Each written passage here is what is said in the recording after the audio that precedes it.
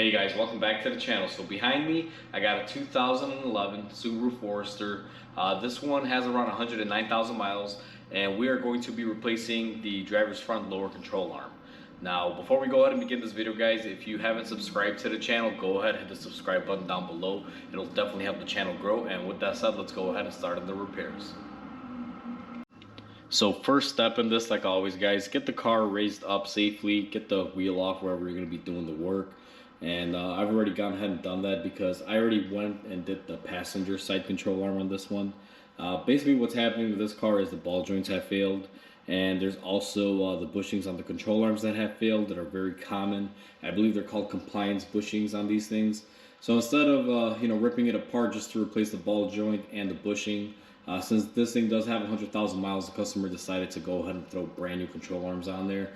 They come with the bushing, they come with the ball joint and everything. So where I like to begin on these guys is just tackle the most easiest and sometimes most frustrating thing, which is going to be the stabilizer link. The reason why I like getting this out of the way is if you unbolt your control arm and ball joint and everything and you try to get this one off, it's proven to be more difficult. It's nice and easy when the control arm is bolted up and sturdy. Now this thing has been through a few Chicago winters and these are not going to come off that easy.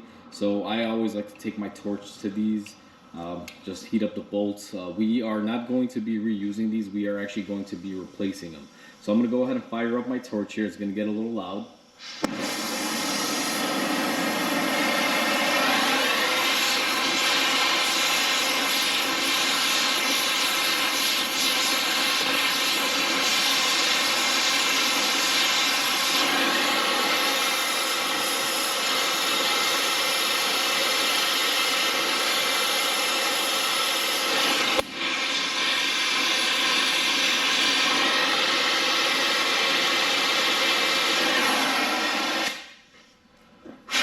Now, you are going to see that these like to kind of light on fire.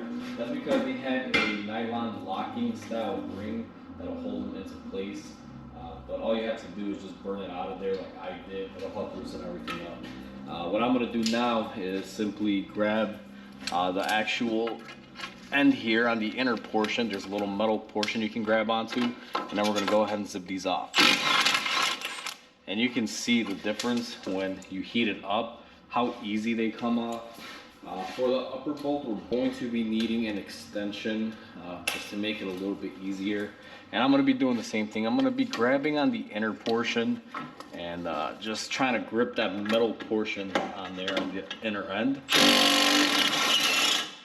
And go ahead and zip off the top bolt as well. Now, if you're reusing these guys, you may want to take a little bit of a lighter approach to this. You may not want to go in there with a flame and just heat everything up because you can't damage them. As you guys saw in my scenario, these are not damaged. I actually did a pretty good job here. It didn't, burn any bushings. The only thing that was burned out was a nylon plastic lock on the actual nut portion. So if you were to reuse these per se, you can. All you would have to do is go ahead and maybe put some blue Loctite on the threads to help lock them into place if you aren't going to be replacing the bolts. Now these are a little hot, so I'm going to use my wrench here to grab them off. And I don't know if you guys saw that, but these have been pretty bad here. As you saw, they just came right apart, so it's a good thing we're replacing them. Typically when I do lower control arms, if I do find that the link has to be removed and the car is older like this one, I just go ahead and recommend them, especially if I feel just even a tad bit of play in them, like this one had. Kind of knew these things were going to grenade, so it's not really a surprise to me.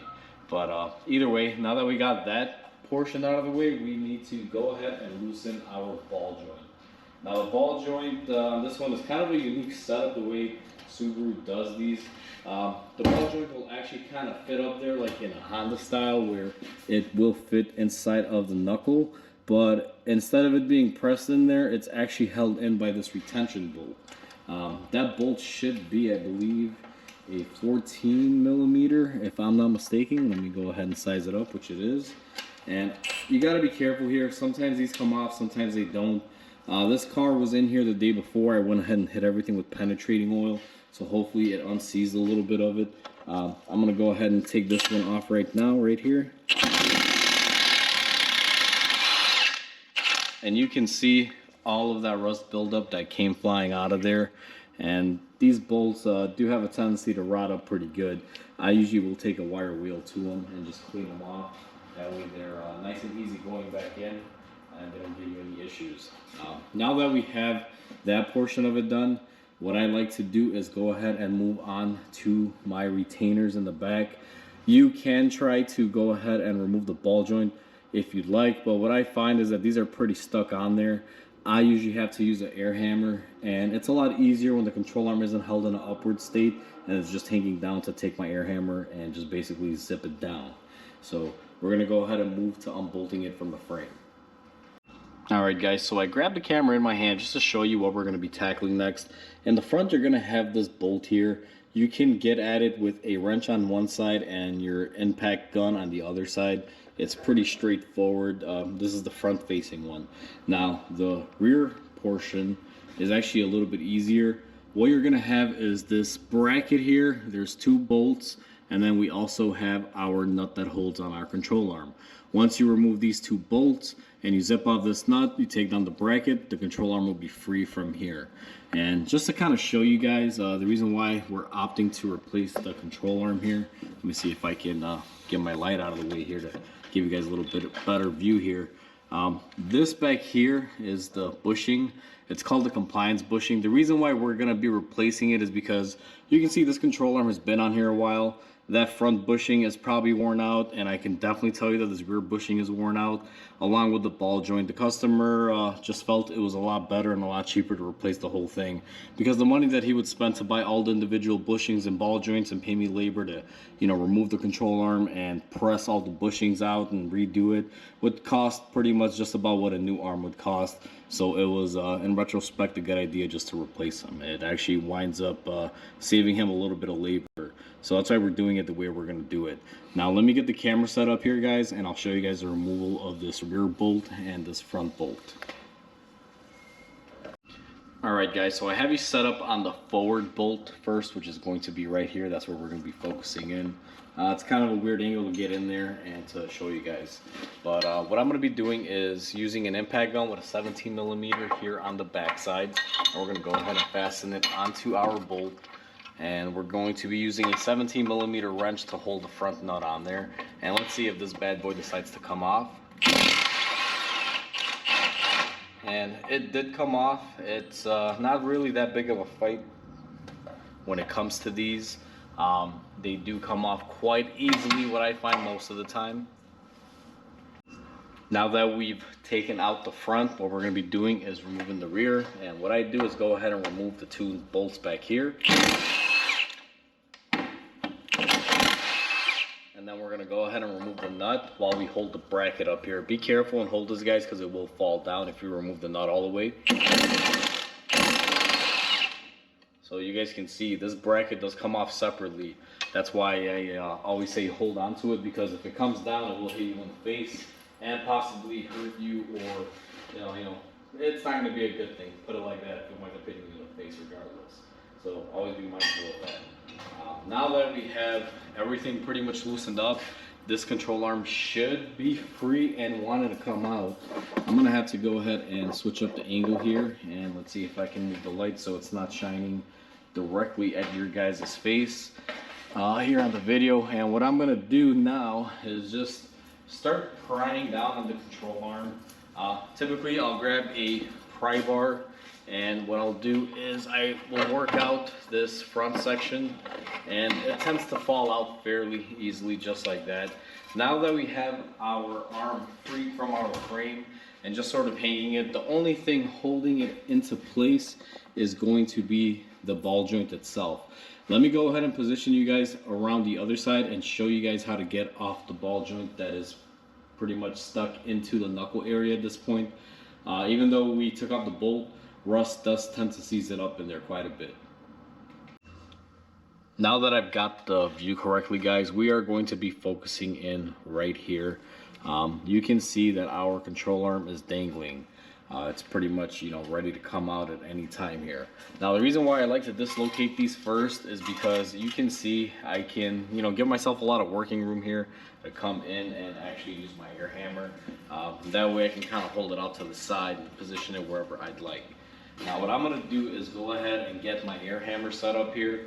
I'm going to be using a long chisel bit. It usually winds up working the best for these. And I'll show you guys here. Let me just get it attached to my airline. This is going to be the air hammer with the long chisel bit. Now what I'm gonna do, and this tends to work out for me, is I will find the top lip right here where the ball joint is and put it in there and go ahead and just start hitting on it. Now I'm gonna show you this, guys, very briefly, just because it's gonna be very loud and sometimes it can take a little bit. But all I do is I go around just on the upper lip and I just basically hit it like this. And you do that going all the way around. Eventually it'll work itself down and loose and basically come out. But be careful when it does come falling out. It will want to fall and hit whatever is underneath it, because nothing else is holding this in place. So be very, very mindful. And if you don't have an air hammer here, you could always just take a regular hammer. And what you can do is just basically start tapping it, you know, try to break it free. Pushing down it this way, that way, whatever you can do. However, I just don't do that simply because, you know, it's not really worked out that great for me. It does wind up taking a long time, and since I do have an air hammer available, I do tend to use that. So I'm gonna go ahead and just time lapse it, and you guys can see me removing it with the air hammer.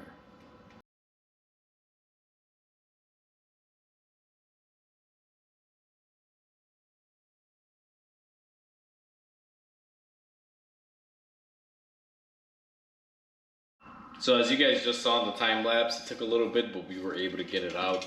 I did want to show you guys where I was hitting on the ball joint. If you guys will see, there is a little lip portion here, and that's what I basically pull my air hammer on and I basically push down on. When I'm hitting it, I'm basically in at an angle. I wasn't straight for a lot of it. Sometimes I'll go in straight and vibrate it just to rattle any of the rust off, but I try to come in at an angle with a slight down angular slope. Usually the long chisel bit like I use, it does work, although it's not the greatest for this because you can't really get a good angle on it. It is able to take it off, and there is our cold control arm. Now I'm going to go ahead and set this on to the side, guys, and I'm going to be grabbing our new one. I'm going to show you guys what this looks like. They usually come pre-assembled. They will come with the ball joint, cotter pin already assembled, and you'll have a new bushing front and rear, as you guys can see, and this thing is ready to go. Now I will say these can be a little bit expensive. I want to say at the time of making this video, these arms I believe are around $300 a piece or something like that. You can shop around, but not a lot of people carry them. I must have called 3 or 4 different part suppliers and no one really had them in stock. And then, you know, I finally found a supplier that did have them. But typically, you're going to be spending anywhere between, you know, $200 to $300 depending. There were some cheaper ones out there available for it. However, I didn't really like the build quality and the way the ball joint was set up on it, so I didn't really order those. I went with the better ones, and I believe these will serve the customer well. One thing that I want to mention to you guys before you go ahead and begin and start reinstalling everything, guys, is you want to clean up this cup. Whether you got to get a little bit of sandpaper or something to get in there and clean it up, feel free to do whatever you can. Get a majority of whatever is in there, because it will aid you in reinstalling the ball joint. It makes it a lot easier. I prefer to use my wire wheel. I'll just kind of go in there and clean it up with this as best as I can with. And then we're going to go ahead and spray some sort of penetrating oil or some sort of rust preventative in here, just to help aid in next time when we have to replace a ball joint and making it easier just to reassemble. Now that we went ahead and we cleaned up our ball joint cup and we went ahead and sprayed it with some rust penetrant there and rust preventative, what we're going to do is take the bolt for the front forward portion where it connects to the frame, and we're going to take our arm, and what we're going to want to do, guys, is basically position the front and the rear on there and use the bolt to lock it down. Now I'll be honest with you, this is going to be very difficult to try to capture it on camera, so I got you guys set up in the best position that I can possible here, guys, because this is a very tough angle. I got to kind of walk all around here and you know, make everything fit accordingly and make it work. So I kind of got it into position there, and then what I'm going to do is go ahead and tap it further way in, and a little more. And what I'm trying to do is just line up my front rear arm, just so I can get a bolt through it, so it does not basically you know, fall on me.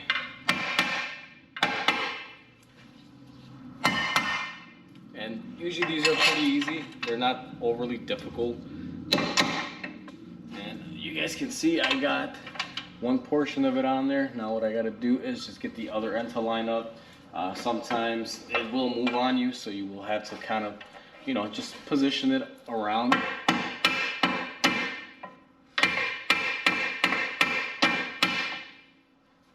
What I find is that you may need to pry it up. For some reason, whenever you put it in on one side, this bushing always has a tendency to want to move on you. I always try to be as good as I can in making sure that the rear is put into place before I try to push it in all the way. But you know, it just really depends. This is always a fight. It's never always the same thing for every car.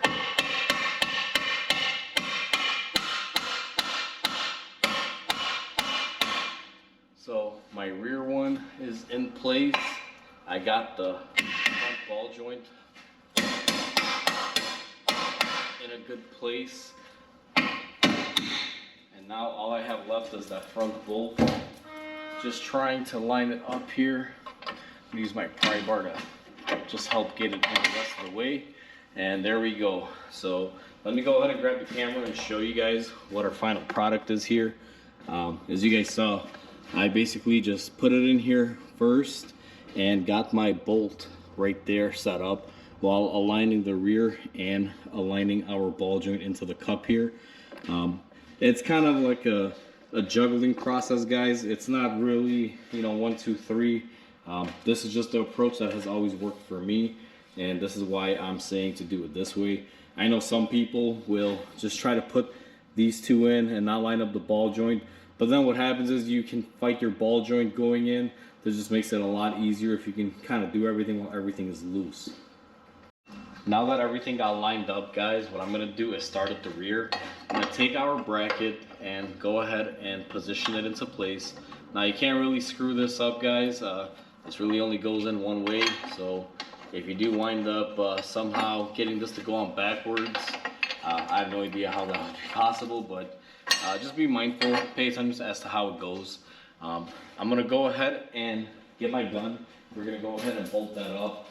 Now this rear portion of it, you can just go ahead and bolt up while it's up in the air. Doesn't really make a difference, simply because this bushing will not stretch. It's actually you know, sitting like this, not being loaded, you know, as the front one would be. So I'm just going to go ahead and take my gun and tighten this down. Now that we went ahead and tightened up our rear bushing, guys, we're just going to leave the front bushing alone as of right now. What we're actually going to do next is go ahead and make sure that our ball joint is fully seated in there, and we're going to be bolting it up. Now what I like to do on this is just take a hammer once it's already in the cup, and I just give it a couple taps just to make sure it does get lined up, and make sure I put the bolt in and just give it a little tap. Now this is the mistake that I've seen that a lot of people make, guys. They'll put this bolt in, they'll take their impact gun, and they're just gonna go ahead and zip it in there.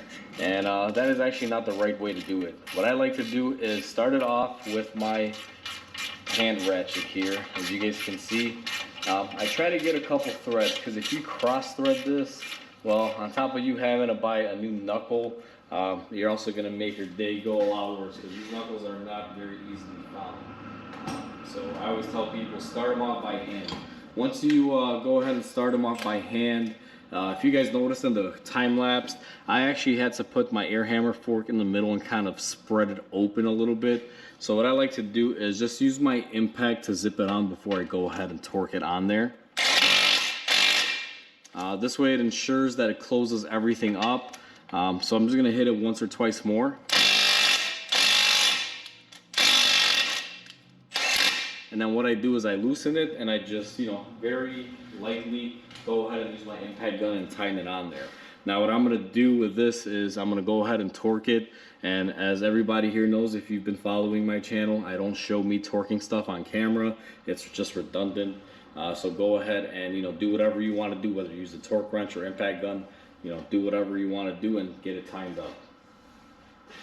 Alright guys, so now that the ball joint is tightened up and we have our rear bushing tightened up, the next thing is going to be to tighten up our front bushing right here. Now the front bushing is actually one of the bushings that does stretch, so you do have to tighten it while it's under load.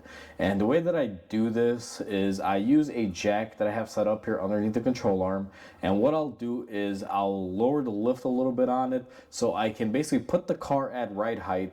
So when I go ahead and tighten up that bolt, it's basically gonna rest the bushing where it wants to be. What happens is if it's all the way, let's say no weight on the car, it's down like this, and then you tighten it in this position, when you go ahead and put the weight of the car on it, it's gonna want to stretch this way, and as you drive, it's just gonna be bouncing and basically it'll tear itself up. So what we're trying to do is load up the suspension to where it's level with the full weight of the car on it.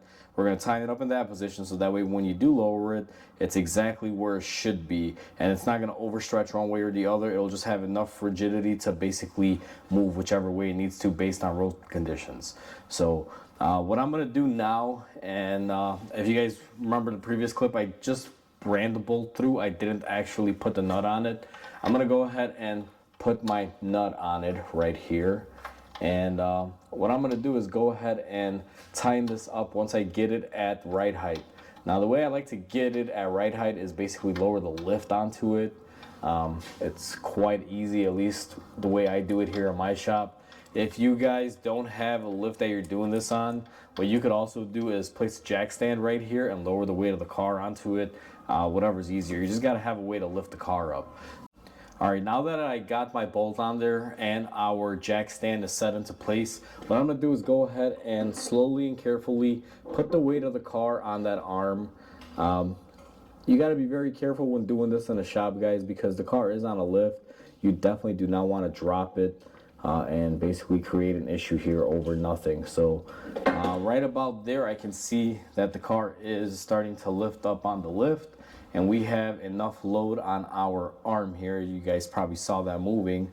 What I'm going to do next is I'm going to go in there and I'm going to tighten up our bolt and nut. Now this one I believe was a 17 millimeter, and what I'm going to do on this one is I'm going to go ahead and hold one end with the wrench and then get my impact gun on the other side, just how we removed it. And after I do that, we're just gonna go ahead and zip it on there. Now my gun, if you guys noticed, is set up to only deliver a certain amount of torque on that because I will be torquing it as well. But I just wanted to show you guys how we do it when it's basically loaded up and everything. Now that everything is tightened up and torqued, guys, we're going to go ahead and remove our jack stand that we have put in place there and relieve the tension on the arm. I don't know if you guys could see in that clip or in that angle how much it actually unloaded. And that makes a big difference when it comes down to the bushing, guys, because if you tightened it unloaded and that thing's going down the road, that bushing will only last a few thousand miles before it just disintegrates and you're going to be replacing your control arm again. So that's why you always tighten those up when they're nice and even at the right height. Now the last thing on this to do is go ahead and put our stabilizer link in. Alright guys, the last and final step in the replacement of this arm is going to be to reinstall our stabilizer link. As I mentioned earlier, we are going to be replacing ours, so I got my new link here, and what I'm going to do is go ahead and position it up top and just try to move it around here and try to get it to go into place. Now when these are new, these joints are going to have to move. They can be rather stiff sometimes. You're just going to have to find a way to move them and get them all to fit in at the same time. Now these aren't overly difficult. If you can't move them, just kind of hook them up to the arm and, you know, rock them. Just be careful not to damage the threads if they are fighting you or being a little difficult. What I always like to do is go ahead and thread on the bolts hand tight. And typically what I'll do is take my gun and just go ahead and run them down. These are new, so they should tighten up fairly easily just using my impact gun here. And I don't really torque these on there, guys. They just go on gun tight or whatever my impact gun does. It actually meets or exceeds the torque value, so I just zip them on. And now that we've tightened that up, we are all set and done with the replacement of the lower control arm, ball joint, and the stabilizer link on the Subaru. Alright guys, so that concludes how to do a control arm on your Subaru Forester. It's real simple. As you guys saw, the toughest part about this is just that ball joint, just getting it to come loose. Otherwise, everything else is pretty easy and straightforward. If you do run into any issues with the bolts in the bushings not wanting to come out, typically if you work it back and forth with some penetrating oil, you're able to get them off. But they typically don't fight you too much unless the car has always lived in a salt belt area and has never you know, been driven oftenly, then they'll tend to seize. But if the car is moving, whether you're in a salt area or not, typically they don't fight you too horribly. As you guys saw, mine came off pretty easy. Hopefully you guys enjoyed this video. Hopefully this video helps you out. Please comment, like, and subscribe because it definitely helps the channel grow. And with that said, I hope you guys have a wonderful day, and I'll catch you guys on the next video.